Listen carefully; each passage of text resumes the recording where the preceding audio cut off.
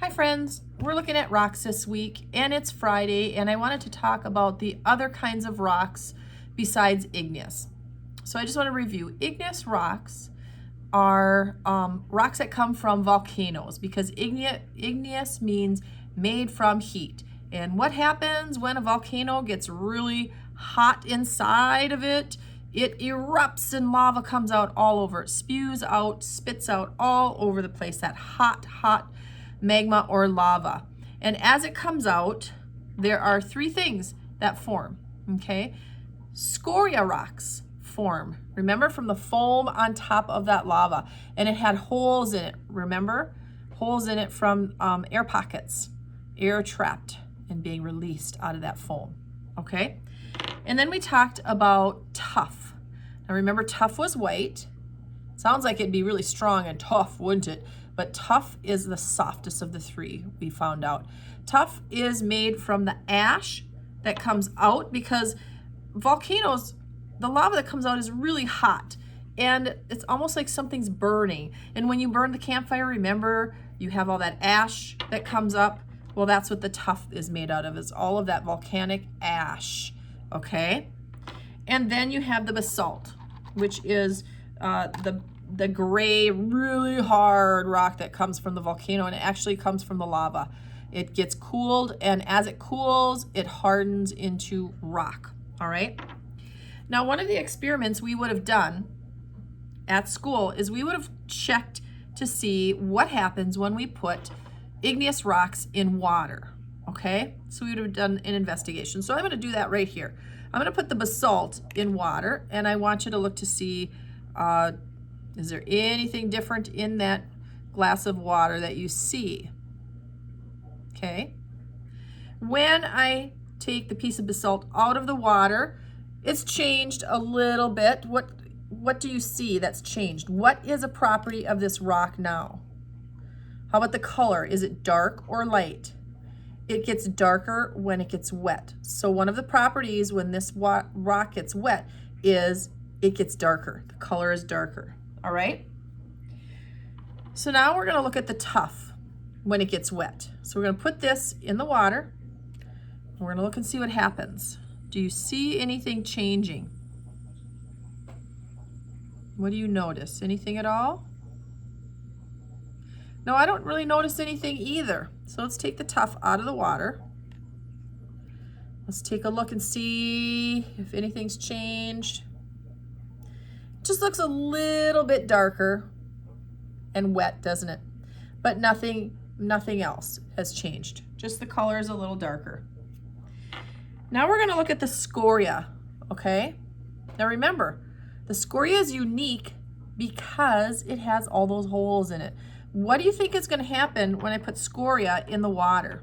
What do you think those holes are for? Well, let's see. What do you notice in that water?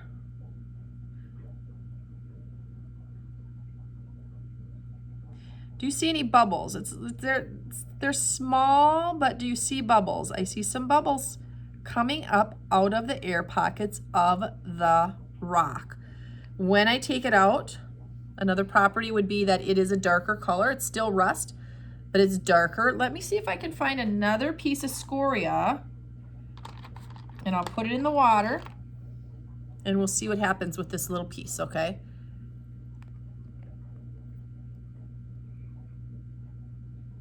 Do you see bubbles coming up? Do you see any bubbles formed on top of those holes in the rock? Kind of cool, isn't it? Air comes out of those bubbles, or air comes out of those holes, and it makes bubbles in the water. So that's what we would have done had you been in class. Now there's another kind of rock I want to talk about, and that is called metamorphic, okay? Metamorphosis means change. When a caterpillar spins a cocoon and then it hatches out of the cocoon, what happens? Is it still a caterpillar? No, it's a butterfly.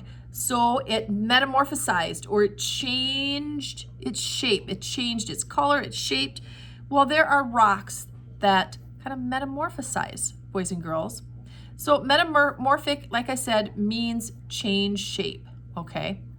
Metamorphic rocks are made when sedimentary rocks and igneous rocks are changed. Sedimentary and igneous rocks are changed with high heat, okay?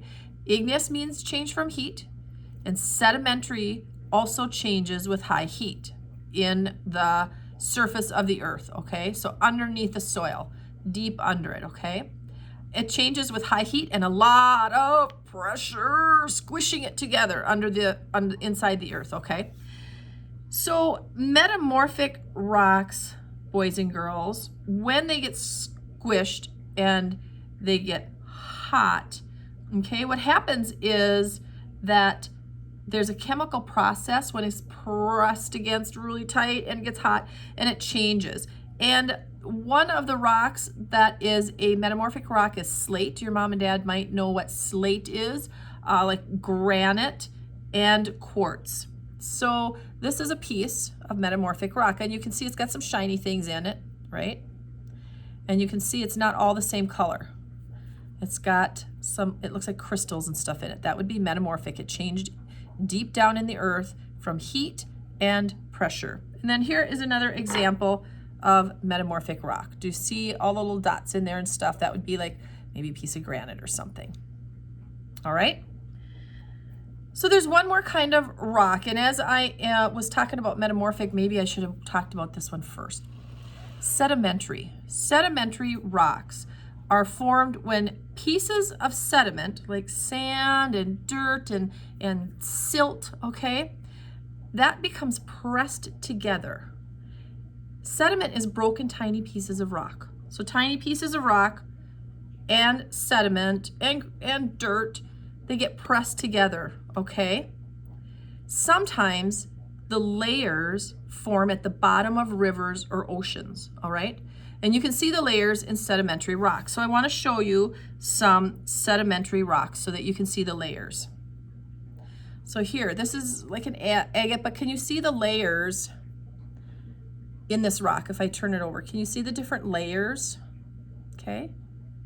So imagine that deep down in the earth, under the grass, under the dirt, being pressed together and forming a rock. Now this one, you can probably see a little easier, the layers. See those layers in that rock? This is a shined agate, okay? If you found this rock outside in the dirt, it wouldn't be shiny like this. Somebody polished it for me, but there's another form of layers. Now, does a rock have to be an agate to have layers? No.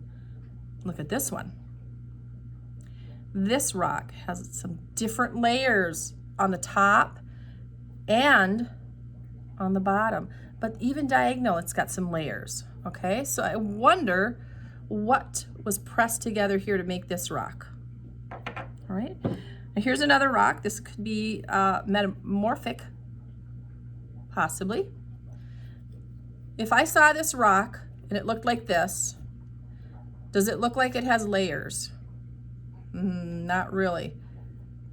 Now I'm going to turn it around and we're going to look at the inside. Does it look the same on the inside? No. So when you get a rock and you think, oh, that's an ugly old rock, I don't want that, it could be a treasure on the inside. We don't know, do we? Okay. Now here's another rock. This could be, do you think this is metamorphic or do you think sedimentary? Do you see layers or does it look like pieces squished together? Like minerals that have changed in the heat in the middle of the earth. I would say this could be metamorphic. Okay. And then here's another rock. It's just gray and boring on the outside. But then when you flip it this way, look at that layer inside of there, friends. Interesting. Just think about how this stuff was made thousands of years ago in the earth. There's one more rock that I want to show you, and I found this on the shores up by Lake Superior. And boys and girls, it reminds me of an igneous rock that we talked about. So the characteristics or the properties, let's talk about the properties. It's rust colored, isn't it? Yep.